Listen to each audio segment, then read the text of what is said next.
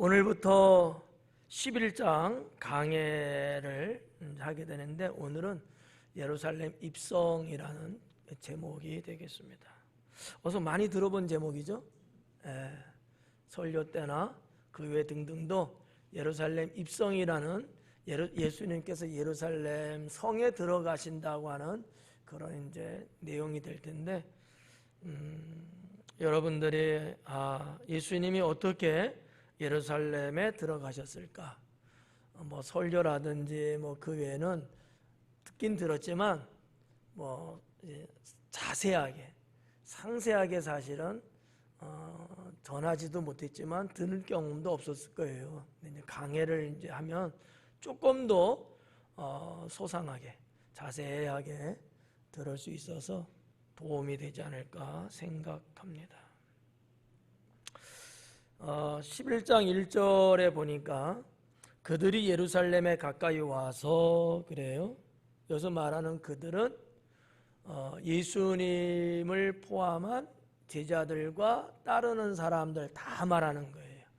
우리가 지난주에도 봤죠.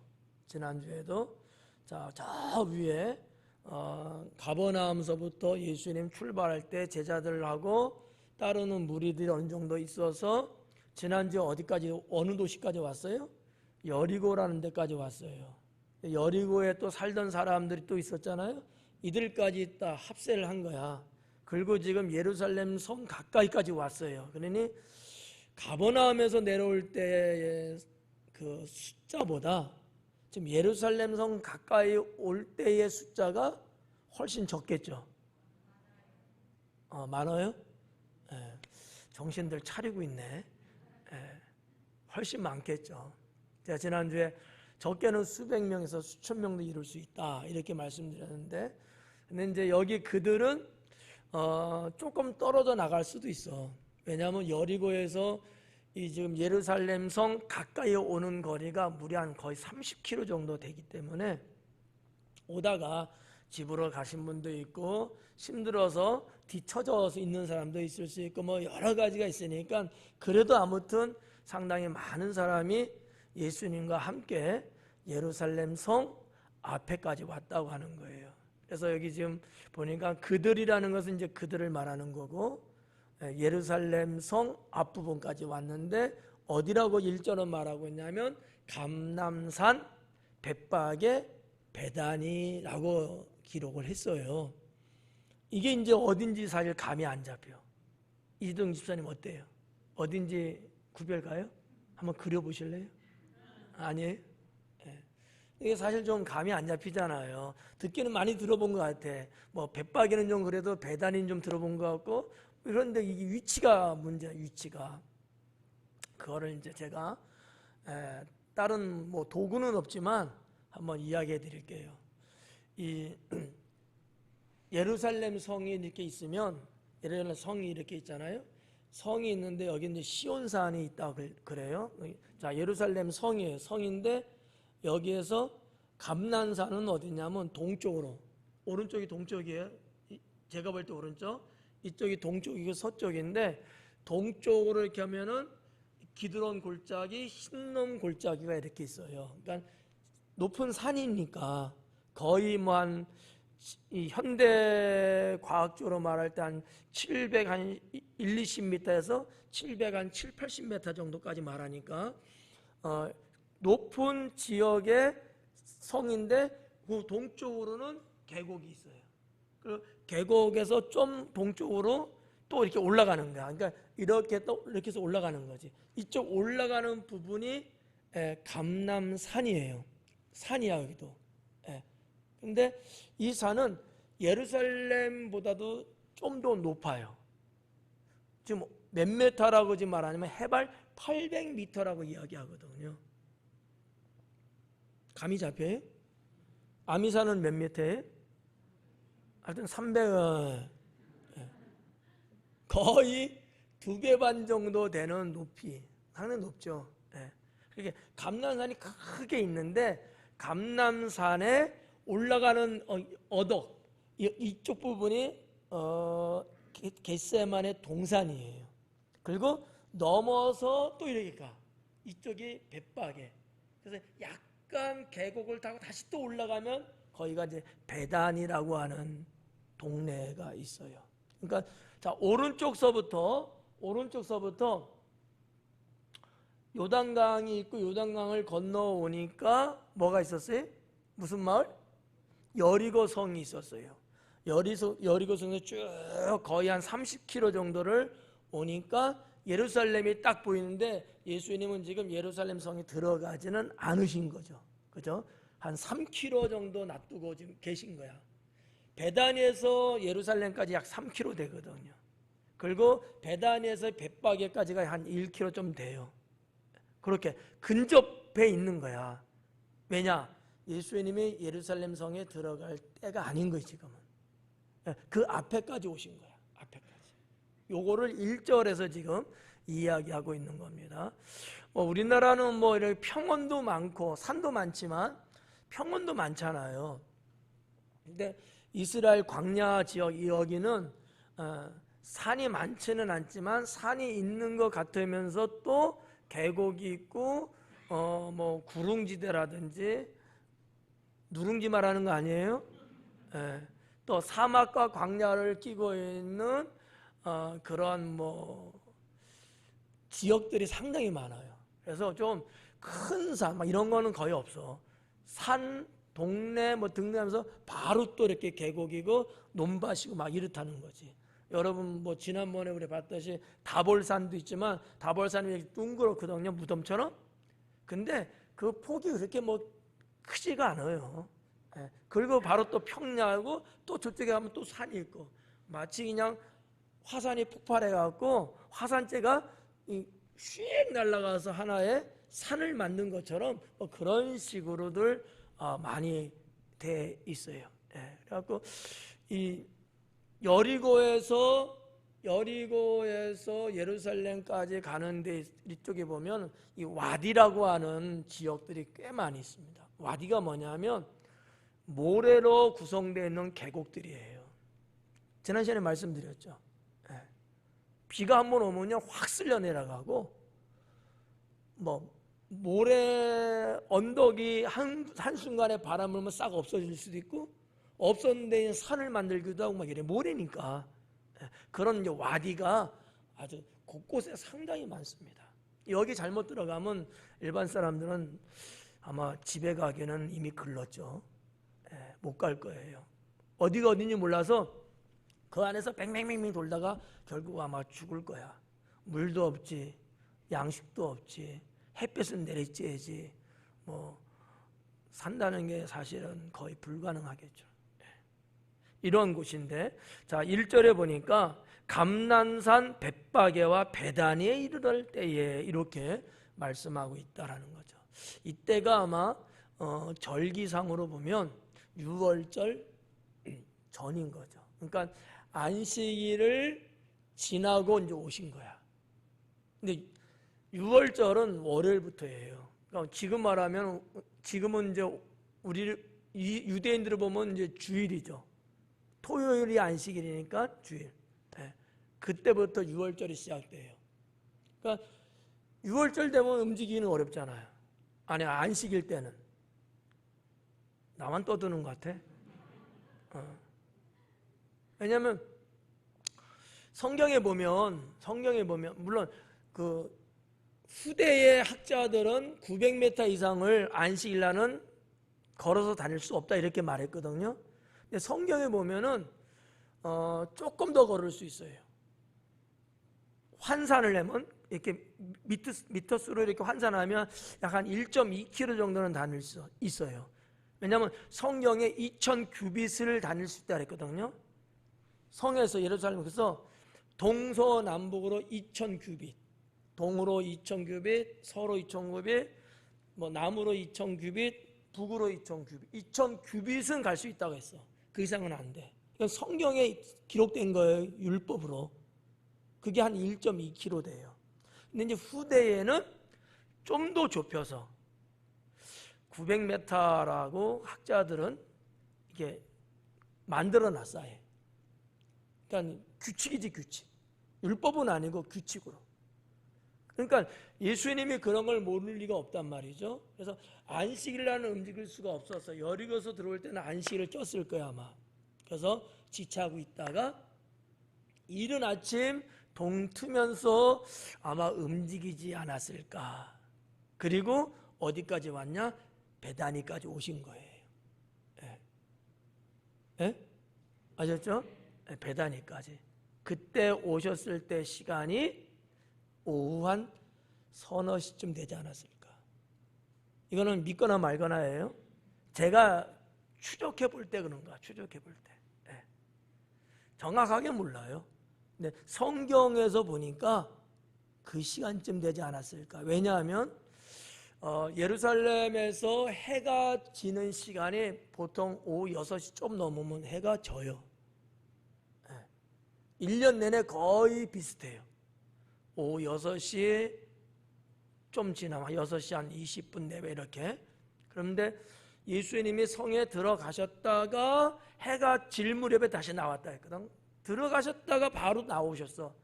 해가 질 때 6시라고 했을 때 들어가는데 1시간 잡고 나오는데 1시간 잡고 뭐 이렇게 등등 따져보면 오후 한 서너 시쯤 되지 않았을까.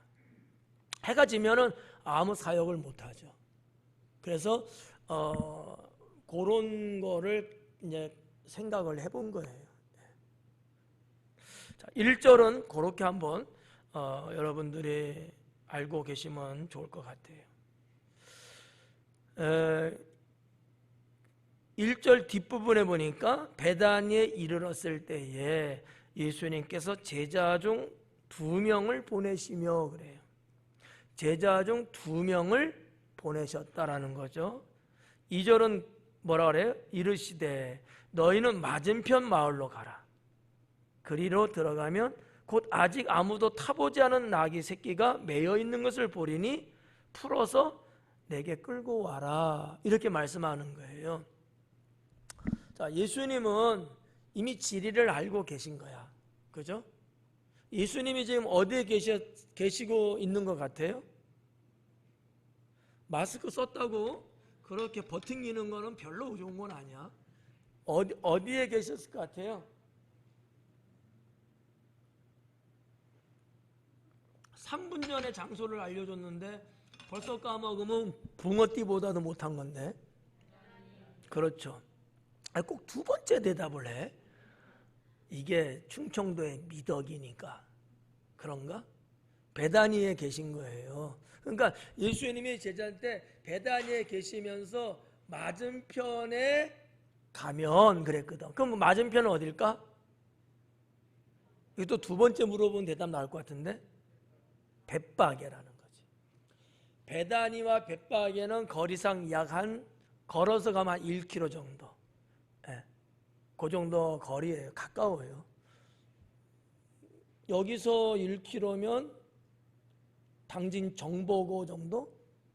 왜냐하면 탑동 사거리가 교회에서 1.2km예요. 정확하게. 그러니까 탑동 사거리까지는 좀 못 가고 정보고 정도, 그 정도 1km예요. 가까운 거리예요. 이렇게 보면 보이는 거죠. 한성 아파트 보이잖아요. 그러니까 저 건너편에 가면 마을에 들어가면 나귀 새끼가 매여 있으니까 그거 끌고 와라. 이러시는 거예요. 좀 이렇게 감이 잡히죠. 만원경 보시면서 그런 거 아니고 야, 저 건너편 마을에 가서 나귀 새끼 좀 데려와. 이제 이렇게 말씀하는 거죠. 근데 여기 말씀 보니까 아직 아무도 타보지 않은 나귀 새끼 이렇게 말씀하고 있는 거죠. 아직 아무도 타보지 않았다. 이제 나귀가 이제 어린 나귀예요. 근데 마가는 이 부분을 좀 강조를 하며 기록한 것 같아요. 마태복음에는 이렇게 기록 안 하거든요. 그냥 나귀 새끼 이렇게 말한 거죠. 저 욕하는 건 아니에요. 자꾸 새끼 하고 좀 이상한데 마태는 기록할 때 나귀 새끼를 데려오라 그랬는데 마가는 그러지 않고 아직까지 사람들이 타보지 않은 손때 묻지 않은 어린 나귀 새끼가 있다. 요걸 이제 강조하고 있는 거야. 왜 그랬을까 하고 생각해 볼 때에 아직 손 타지 않은 나귀 새끼라는 얘기는 순결성을 말하는 거예요. 사람의 손 타지 않은 것, 세상의 때, 죄 등등 이런 것들 오염되지 않은 이런 의미가 있는 거예요. 마가의 신학 사상을 보면 충분히 그렇다라는 걸 느낄 수 있다는 거죠. 마가도 제자니까. 네. 이제 그런 부분들. 그래서 예수님께서도 죄 없으신 분이잖아요. 아멘 좀 해봐요. 네. 오전 예배보다 못해? 피곤한가? 네. 저도 어저께 백신 맞았어. 예수님도 죄 없으신 분이에요. 세상에 때묻지 않은 거야. 근데 그분이 타는 나귀 새끼도 마가는 아직 아무에게도 때묻지 않은 이런 표현은 상당히 관계성이 있지 않을까 이렇게 볼 수 있다는 거죠. 특히나 이 나귀 새끼라고 하는 이 동물은 메시아를 말할 때 이야기했던 동물입니다. 그냥 나귀 새끼가 아니고요. 성경 구약에서는 나귀 새끼를 메시아를 말할 때 등장하는 동물로 이야기하고 있다는 거죠. 이해가요? 네. 아니 그 많은 것 중에 왜 나귀 새끼냐고. 낙타도 있잖아요. 말도 있을 거고. 아니 새끼가 좋아요? 어미가 좋아요? 이상하다. 그럼 애비가 좋아요? 아니 나귀 새끼 타면 그거 어떻게 감당하라고 주저앉으면 어떡해. 그렇잖아요. 기왕이면 튼튼하고 좀 힘쓰는 낙이 뭐라고 해야 되나. 낙이 하여튼 어미가 좋겠지. 근데 왜 굳이 새끼냐고. 이런 메시아의 순결, 깨끗함, 죄가 없음 이런 등등을 함축하고 있는 이게 예언된 거니까 그렇게 우리가 볼 수 있다라는 거죠. 자, 이렇게 2절에서는 아무도 타보지 않은 나귀 새끼가 매여 있는 것을 보리니 풀어 끌고 와라. 3절에 만일 누가 너에게 왜 이렇게 하느냐 묻거든. 그렇겠죠. 묻겠지. 어디 묻겠는데 내가 끌고 오면 가만히 있겠어요 사람들이? 여보시오 하고 이야기할 것 아니겠어요? 예수님이 그것도 알아. 묻거든 주가 쓰시겠다 하라. 주가 쓰시겠다 하라. 그리하면 즉시 이리로 보내리라 하시니라. 자, 여기에서 우리가 한번 생각해 볼 내용들이 좀 있어요. 주가 쓰시겠다라는 거지. 그 다음 절의 내용을 이렇게 놓고 볼 때에 분명히 묶여있는 나귀에게 사람들이 있었어요. 주님이 그걸 알고 계시는 거야. 근데 물어보면 주가 쓰시겠다라는 거지. 그럼 여러분은 어때요? 여러분 소유물이야. 뭐가 되든지. 그런데 제가 주님이 쓰시겠다 하는데 어떡하죠? 이렇게 말하면 여러분은 어떻게 할 것 같아요? 이거 녹화되고 있어. 분명해요? 그게 중요한 거야. 그게 중요한 거야. 주님이 나를 쓰시겠다. 주님이 나를 통하여서 주님의 어떤 사역을 이루시고자 한다고 했을 때 내가 쓰임 받는 거잖아요. 이거는요 영광스러운 것뿐만 아니라 복받을 일이다라는 거죠. 이런 사건들이 예수님 공생의 3년 내내 듬성듬성들 있었거든요. 아주 확연한 것 중에 하나가 뭐냐면 뭐예요? 예수님 십자가 지고 가시다가 너무 버거워서 쓰러지고 그랬을 때에 시몬이 대신 지고 가잖아요. 그자의 인생이 어떻게 달라졌을까? 이런 거 성경에는 없지만 후대 문헌에 의하면 주님의 충성스러운 제자가 되어서 복음을 전하고 뭐 이런 문헌들이 있다는 거죠. 예. 그런 것처럼 여기 주인은 모르겠어요. 모르는데 뭐가 됐든지 간에 메시아 되시는 주님께서 쓰겠다고 했는데 내가 그거를 내드린 거죠. 이거는 축복이다라고 하는 거죠. 예. 물론 뭐 돈 따지면 그건 새끼 더 키워갖고 어미가 되면 뭐 팔아버리면 뭐 몇 세켈 정도 되겠다 이런 계산이 나오겠지만 그것보다는 주님의 영광 때문에 쓰임 받을 수 있다는 거, 우리도 이제 그런 신앙을 가져야 된다. 예. 이거는요 믿음 없이는 안 돼요. 믿음 없이는. 예. 정말 믿음으로 사시는 분, 정말 주님 은혜 감사하며 사시는 분은 주님이 쓰시겠다 하면 네 그래야죠. 아멘입니다. 이렇게 나가는데 믿음이 안 받쳐주면 왜요? 어려운데요? 생각해 볼게요. 그리고 가장 거시기한 사람이 누군지 알아요? 기도해 볼게 이래. 아니 주님의 쓰시겠다 그러는데 기도해 볼게 그러는 거야. 네, 이거는 그럴 마음 없다는 얘기거든. 그렇지 않을까요? 여러분 목사가 제가 주님이 좀 쓰셔야 되는데 그게 좀 헌신해야 되지 않겠으면은 제가 기도해보고 대답해 드릴게요 이러는 거야. 그러면 뭐야? 나를 도둑놈으로 보는 거잖아. 그렇죠? 어떻게들 생각하세요? 목사가 지금 뭔가 지금 사심이 있어갖고 성도의 뭐를 가지려고 그러는 것처럼 이거는 비신앙적이라는 거지. 비신앙적이다. 그러니까 나귀 주인이 어떤 사람인지는 모르겠지만 그렇잖아요. 그냥 주가 쓰시겠다는 거야. 밑도 끝도 없이. 여러분 어떤 사람이 저는 아는 사람이에요 여러분. 그죠? 저 알죠? 알아요? 산지도 나 알아?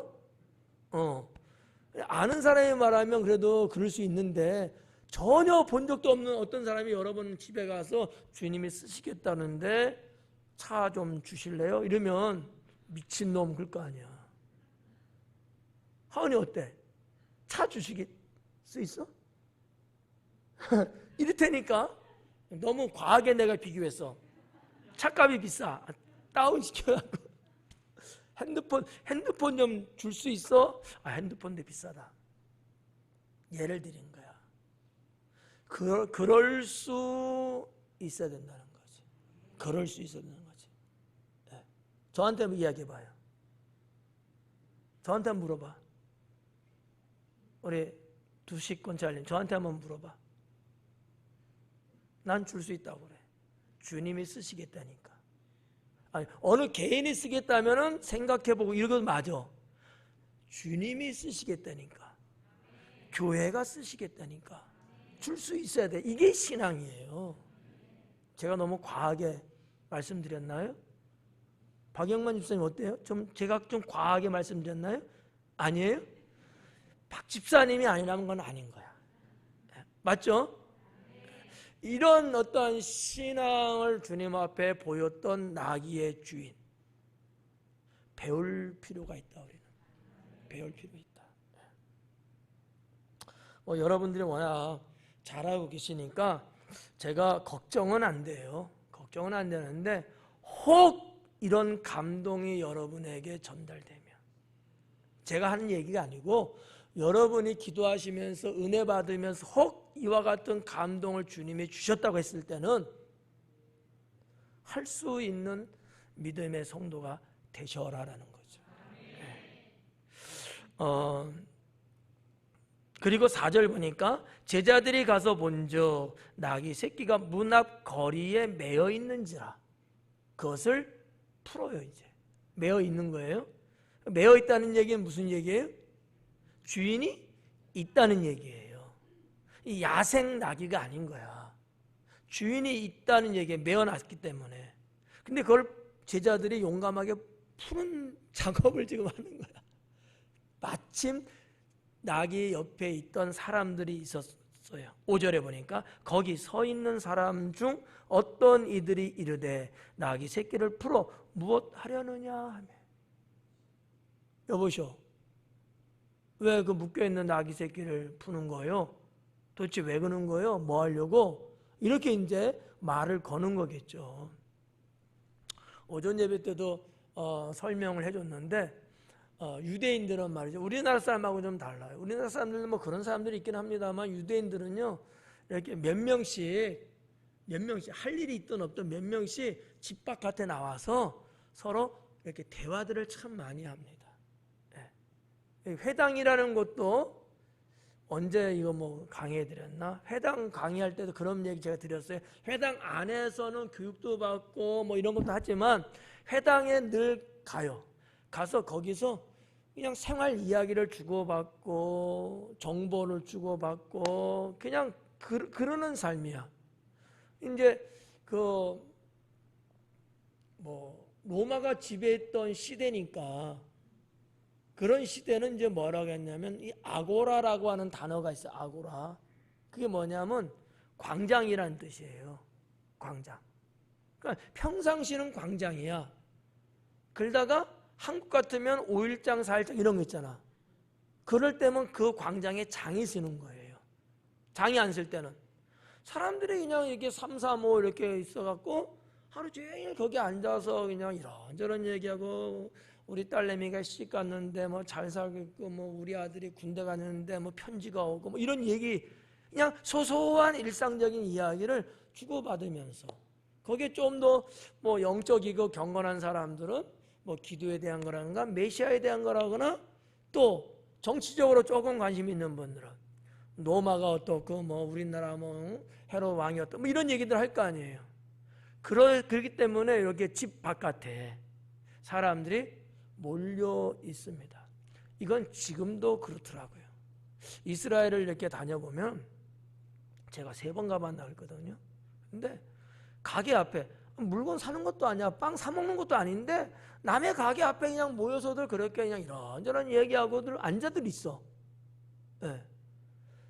또 그냥 그 뭐 가게는 아닌데 아무것도 없어. 빈 막사 같은 뭐 그런 데도 이렇게 앉아서도 그냥 이런저런 얘기들 하고 있더라고요. 네. 가봐, 내 말이 틀렸나. 네. 그러더라고요. 그러니까 저는 그런 유대 민족들의 일상적인 거를 좀 보고 또 책을 통해서도 좀 이렇게 아니까 이 말씀을 딱 봤을 때 머릿속에 떠오르는 정보가 많어. 여러분은 그러니까 내가 이긴 거야. 내 말을 들어야 돼. 저는 그 정보를 여러분에게 전달해 드리는 거야 지금. 그냥 우리 성경에는 그냥 거기 서 있는 사람 중 어떤 요렇게 있잖아. 이게 도대체 뭔지 잘 몰라요. 아, 그들이 왜 거기 있었는지 대충은 생각해 볼 수 있는 것이다라는 거죠. 자, 이때 제자들이 딱 묶여 있는 것을 푸니까 그분들이 묻고 있는 거야. 왜 당신 나귀 새끼를 푸는 겁니까? 라고 물은 거죠.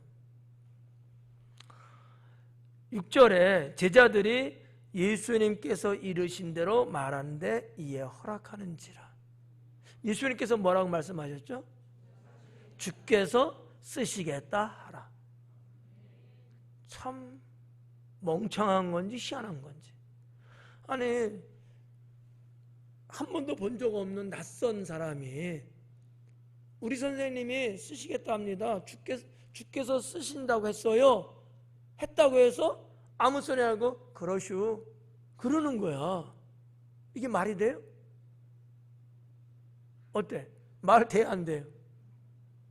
우리는 이게 말이 안 돼. 우리 문화는 대통령이 쓴다고 해도 뭐 줄까 말까지 뭐. 유대인들은 이게 통해.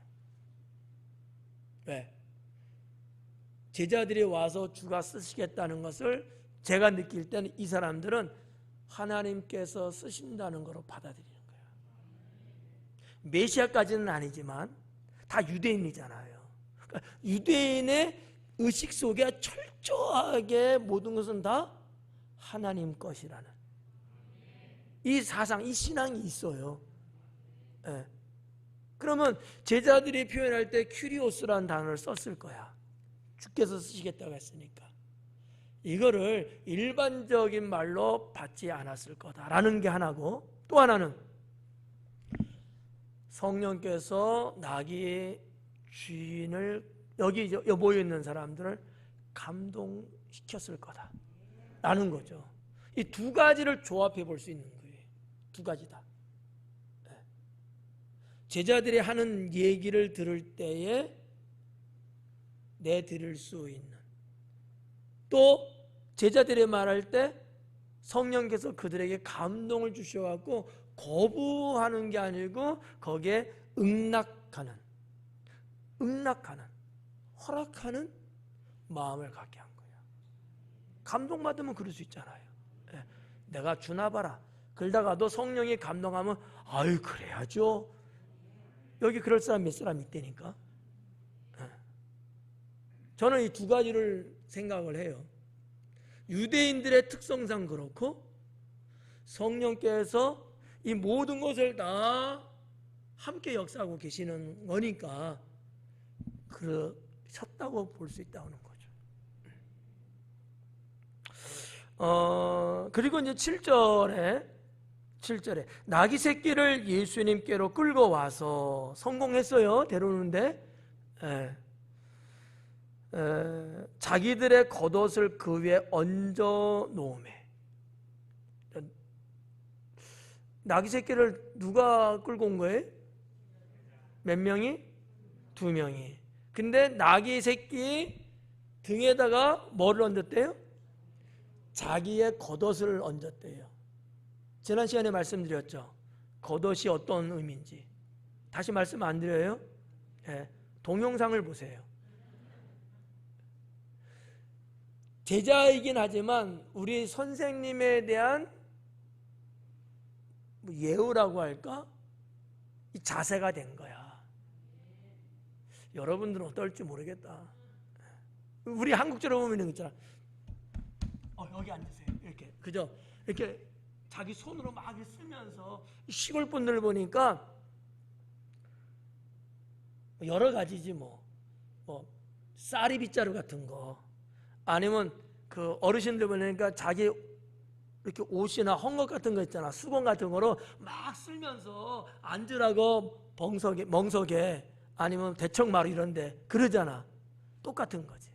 이 제자들이 예수님 그 생물인 나귀 새끼에 바로 타지 않게 자기들의 옷을 거기다 얹어서 그 타신 예수님을 대접해드리는,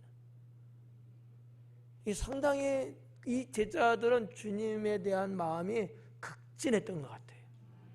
이들이 누군지는 몰라요. 성경 어디에도 누구라고 말은 안 했습니다. 근데 아무튼 그랬다는 거지. 우리도 이러한 자세, 이러한 정신이 필요하지 않겠느냐라는 거지. 이런 거, 그죠? 뭐 어느 정도 신앙생활 어느 정도 하시고 믿음으로 사시고 또 받는 은혜가 있는 분들은 대체적으로 그렇게 하죠. 예를 들면 제가 여러분 집에 신방 가든지 아니면 방문했을 때 여러분들은 어떨 것 같아요? 그럴 필요 없지. 워낙 깨끗하게 사니까. 한국적으로 말하면 방석을 내온다든지, 또 우리 아파트 시대니까 이제는 운목 아랫목은 없어. 그래도 아무튼 나름대로 괜찮다는 자리에다 이렇게 앉으라고 이렇게 하잖아요. 그런 개념인 거야. 근데 좀 다르긴 해도 내 선생님을 최대로 내가 섬긴다는 거야. 왜? 내 겉옷을 드리는 거거든. 내 겉옷을. 이건 자기의 목숨을 바치는 것 같은, 어떻게 말하면 이런 거예요. 내가 존경한다라는 뜻이야. 제가 3가지 뜻을 말씀드릴 거거든요. 첫째는 존경한다는 거야. 내 겉옷을 내가 깔아드린다는 얘기는 우리 선생님을 내가 존경해서 또 받든다는 얘기야. 두 번째는 경의를 표현하는 거야. 경의. 최대의 예의 범절처럼 경의를 표하고 있는 거야. 세 번째는 충성하겠다는 의미가 담겨져 있거든요. 아무한테나 내가 겉옷을 주는 거 아니거든요. 이런 행위는 어느 때 있었냐면 이병철 장로님이 간다고 해주지도 않고 김영진 안수집사님이 한다고 해서 해주지 않아. 그러면 백성들이 어느 때 자기 겉옷을 펼치냐? 퀴즈. 어느 때일까? 그냥 막 던져 괜찮아. 왕에게 할 때. 왕에게. 아무한테는 안 해. 내가 최고로 존중하고 최고의 권력을 가졌다든지 내 목숨에 관련되고 뭐 등등 이런. 그러니까 그 고대 사회는 특히 왕에게 자기 겉옷을 이렇게 펼쳐서, 구약 성경에도 있어요. 열왕기 상인가 그 예후 왕이 예후가 왕이 돼요. 아합 왕을 하나님이 빼시고, 그때의 백성들이 자기의 겉옷을 예후 왕에게 깔아준다고. 이게 이제 실질적으로 있는 거예요. 근데 이런 것도 이런 습성을 여기 지금 제자도 하고 있는 거야 지금. 네. 여러분, 예수님 제자들은 유대인 골수분자들이야. 그리고 유대인은 기본적으로 자기 민족의 역사, 성경의 역사를 그냥 알아. 어려서부터 배우니까. 아셨죠? 그러니까 저는 이 두 명의 제자가 자기 겉옷을 나귀 새끼에다 얹었다는 것은 그런 마음이었을 거라고 보는 거죠. 우리도 주님 앞에 걸을 수 있어야 된다. 걸을 수 있어야 된다. 주님을 마치 그냥 저 말재에다가 마치 그냥 그 창고에 수쳐놓듯이 이러면 안 되지 않느냐. 제가 시간이 조금 될 것 같으니까 안 될까? 사역을 이렇게 다닐 때, 중국 사역을 다닐 때 이렇게 1월 달에 갔잖아요. 추운 겨울에. 근데 엄청나게 춥더라고. 근데 한국에서 목사님 왔다고 해갖고 방을 하나 내주는 거야. 근데 그 방이 쓰지 않는 먼지가 5cm 정도는 쌓여있는 헛간, 쥐가 왔다 갔다 하고 이런 먼지가 풀풀 나고요. 그런 데를 이렇게 내주더라고. 자기들 딴에는 최고라고 생각했는지도 몰라. 왜냐하면 공부하러 오신 분들은요, 그 추운데 마당에 이불 깔고 주무시는 거예요. 장소가 안 되니까. 그러니까 저는 그나마 저는 이 한기는 피할 수 있는 거예요. 춥긴 추워. 그때도 이불 3개를 덮고 잤으니까. 헛간에서. 이게 뭐 말이 연결이 어떨지 모르지만, 우리가 주님을 믿고 섬기는 데 있어서 마치 예수님 탄생할 때 지금 말하면 여관이죠.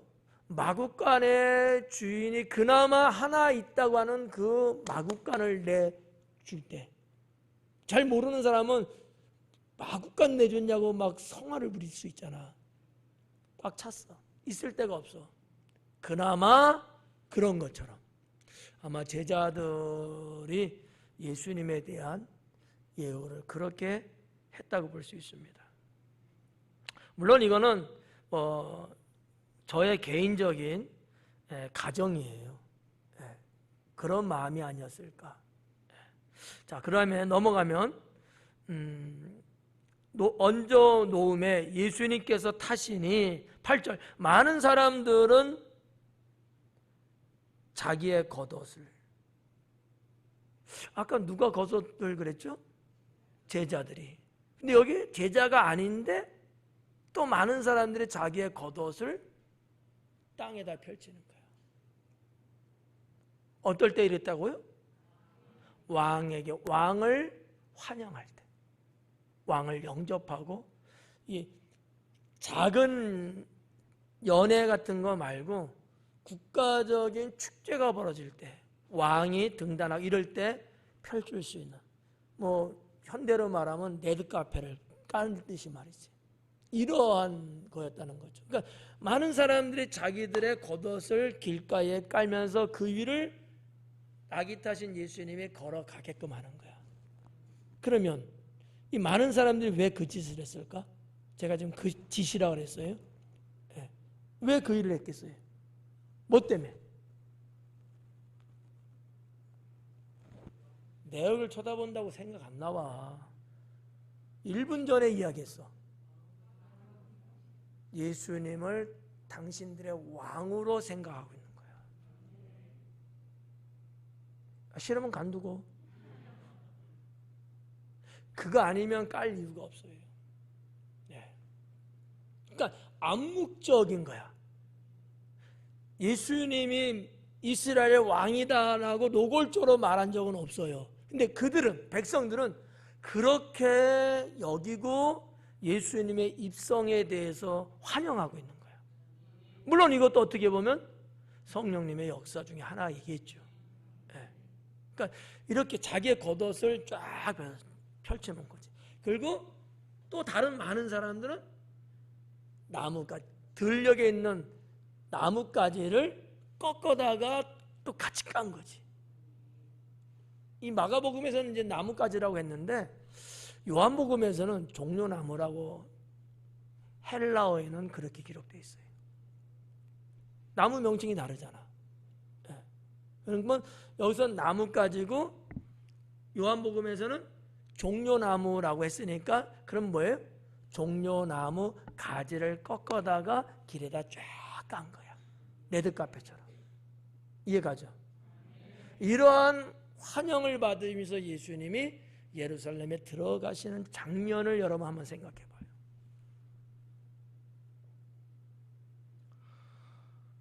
봐요. 넘어갈게요. 9절. 앞에서 가고 뒤에서 따르는 자들이 소리 지르되, 앞에서 가고 뒤에서 따르는 자들. 제가 지난 시간까지 예수님이 이렇게 걸어가실 때는 제일 앞서는 사람이 누구라 그랬어요? 예수님. 그 다음에 제자들, 그 다음에 백성들, 이렇게 이런 대열을 갖고 이제 간단 말이죠. 근데 여기 보니까 9절에 예수님보다 앞서서 가는 자들이 있고 뒤에 따라오는 자들이 있는 거야. 왜 다를까? 왕을 지금 환영하는 거야. 그런 건 다를 수밖에 없는 거지. 이해가요? 왕이 안 돼봐서 모르죠. 이런 거예요. 그러니까 가면서 막 소리 지르고 축제야, 축제. 얼마나 즐거웠을까? 얼마나 막 흥분의 도가니였을까? 상상을 여러분 한번 해봐요. 상상이 안 되겠다. 그런 경우들이 없어서. 하여튼 뭐 영화라도 생각을 한번 해봐요. 네. 그런 거라는 거. 자, 여기 보면 호산나 찬송하리로다 주의 이름으로 오시는 이여, 이런 말을 하면서 당시에 따르는 무리들이 예수님을 환영했다는 얘기죠. 예. 여기 보니까 호산나 찬송하리로다. 근데 그냥 원래 히브리 성경 원본은 아니죠. 물론 4번이긴 하지만 똑같은 거예요. 카피한 거니까. 그 보면은 좀 달라요. 내용이. 왜냐하면 여기 찬송하리로다 주의 이름으로 오시는 이여 이렇게 돼 있잖아요. 그게 아니고 주의 이름으로 오시는 이는 복되도다라는 번역이에요. 이 찬송하리로다라고 번역이 돼 있어요. 이게 원어 헬라어의 율로게오라는 단어거든요. 근데 이거는 찬송의 의미도 이만큼 뭐 들어갈 수는 있지만 복을 주다, 축복하다, 칭찬하다 막 이런 뜻을 갖고 있는 단어거든. 복이라는 단어가 거의 사용됐던 단어를 썼다는 거야. 율로게요. 그러니까 복되다는 거야. 뭐가 복되다는 거예요 지금? 여기 보면 주의 이름으로 오시는 이는 복되다. 여기서 말하는 이 유대인들이 말하는 주는 누구예요? 여호와 하나님이신 거야. 그분의 이름으로 누가 오고 있다는 얘기야? 예수님이 지금 입성하고 있다는 얘기야. 그 자는 뭐하다? 복이 있도다라는 거지. 그거를 우리 성경에서 그냥 찬송하리로다 이렇게 갔어요. 아마 내 생각에는 성경의 학자들이 복 말하면 혹시나 기복신앙 가질까 걱정해서 그랬을까? 대부분 이제 뭐 장로회 계통에서 뭐 번역에 많이 참여했을 텐데 조금 그런 것을 좀 견제하기 위해서 번역을 찬송이라는 쪽으로 했을까? 모르겠지만 그냥 저는 오히려 있는 그대로 번역했으면 참 좋지 않았을까 이런 생각을 해요. 왜냐하면 이 예수님을 유대 백성들이 지금 축복하는 소리거든요. 이건 엄청난 센세이션이에요. 이거 엄청난 충격이야 이게.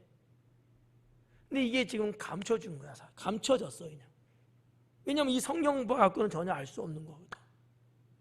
유대인들의 어떤 복사상, 축복사상, 더군다나 지금 메시아, 우리의 왕이라고 하는 개념에서의 이 사상은요, 유대민족에서 엄청난 복이거든요. 그렇지 않아? 억압 속에 사는 백성들, 조상 대대로 누구를 사모했어요? 메시아. 이거는 엄청난 복이거든요. 이게 번역상에서 조금 드러나지 못하는 것이 아닐까. 그래서 저는 개인적으로는 이 성경을 읽을 때 저는 찬송하리로라고 저는 번역해서 읽지 않아요. 복이 있도다 저는 이렇게 읽어요. 뭐 맞다 틀리다를 떠나서 좀 더 그쪽에 왜 유대 백성들이 가슴에 품고 있는 소망 그런 것들하고 연결되는 고리가 그쪽에 가깝지 않느냐 이렇게 보는 거죠. 그래서 오 호산나, 이 호산나라고 하는 것은 뭐 여러 가지 있어요. 뭐 찬송하는 데 쓰고 뭐 여러 가지가 있는데 이거는 이런 거예요. 제발 구원하소서. 이제는 구원하소서. 이렇게도 쓰고 저렇게도 이제 번역하는 건데 이게 합치면 뭐예요? 제발 이제는 구원해 달라는 거야. 누가 이 소리를 하는 거지? 지금 유대인들이 하고 있는 거야. 그러니까 예수님의 입성을 놓고서 그들이 입이 열려서 말을 하는데 제발 지금 우리의 이 상황에서 우리를 좀 구원해 달라. 여호와 하나님의 이름으로 오시는 당신은 복이 있는 사람이다. 이 얘기는 뭐예요? 당신이야말로 우리에게 복을 줄 수 있는 사람이다 이런 얘기거든요. 지금 우리가 보고 있는 성경은 확 달라 내용이. 저는 이렇게 이 내용을 보고 있다는 거죠. 뭐 여러분은 상관없어요. 어떻게 하시든지 간에 뭐 여러분 자유예요. 성경에 번역된 대로 보셔도 되고 제가 이렇게 좀 도와드리려고 재번역한 것을 여러분이 받아들여도 상관은 없고, 근데 유대 민족들의 그런 함성, 그런 외침, 그런 고백, 이것도 어떻게 보면 주께서 그들의 입을 열어서 예수님이 메시아라는 것, 영원한 왕이라는 것을 만방에 선포하게끔 한 것이다. 이렇게 보는 거죠. 구속론적으로 보는 거예요. 어렵나요? 답답해요? 괜찮아요? 괜찮은다니까 10절 하고 마칠게. 자, 10절 비슷한 내용이에요. 찬송하리로다 또 나오죠? 똑같은 단어를 썼어요. 율록이에요. 오는 우리 조상 다윗의 나라여 가장 높은 곳에서 호산나 하더라. 중복된 단어들이 좀 몇 개 있죠. 자, 이거 한번 봐요. 자, 찬송하리다 복되도다라는 거예요. 오는 우리 조상 다윗의 나라여. 오는 그랬어. 오는. 조금 더 물론 이제 오다라고 번역할 수도 있어요. 근데 좀 더 문법적으로 보면 무슨 얘기냐면 오고 있는 이라는 뜻입니다. 어떻게 보면 좀 확 달라요. 온다라는 거하고 오고 있다라는 거하고 여러분들이 볼 땐 좀 어떨 것 같아요? 온다. 막막한 거야. 그냥 사실을 말하는 거야. 온다 안 온다. 사실을 말하는 단어밖에 안 돼. 오고 있다는 거는요. 시간의 역사 속에서 지금 그죠? 동적인 거잖아. 움직이고 있는 거잖아. 저것부터 오고 있거든요. 와 이거하고 오고 있어 이거하고. 내가 아주 연기를 다 해. 저는 엄청나게 지금 덥거든 지금. 광대가 춤을 추면 웃든지 박수를 치든지 해야 되는데 이제 여러분에게 조금 더 현실감 있게 좀 설명해 드리는 거예요. 언어 그대로 문법적으로 오고 있는. 이게 왜 중요하냐면 오는 건 분명해요. 뭐가? 다윗의 왕국이 오는 건 분명한데 이거를 유대인들은 그냥 온다 안 온다의 개념이 아니라 그 나라가 지금 오고 있다고 지금 보고 있는 거야. 아셨죠? 내가 저 서울 장안에서 강연을 하면은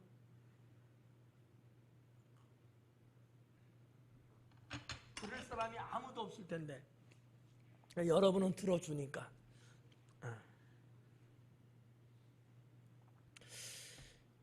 여러분은 아유 목사님 별것도 아닌 거고 저렇게 열을 내시네 라고 생각할 수는 있어요. 저도 알아. 근데 제가 볼 때는요 엄청난 사건이라는 거지. 좀 더 풀어볼까요? 우리 조상 다윗이에요. 언젠가 제가 말씀드렸죠. 유대인들은 아브라함에 대해서 그렇게 말 안 해요. 우리하고는 조금 다르죠. 우리는 뭐 믿음의 조상하면 누구야? 아브라함이야 다윗이야? 당연히 아브라함이잖아요. 근데 유대인들은 지금의 현재의 이스라엘 백성들도요 이 나라 이스라엘은 다윗의 나라라고 봐요. 그거는 옛날에는 지금이랑 똑같아. 그러니까 아브라함의 나라 아브라함의 왕국 이런 말 안 써요. 다윗.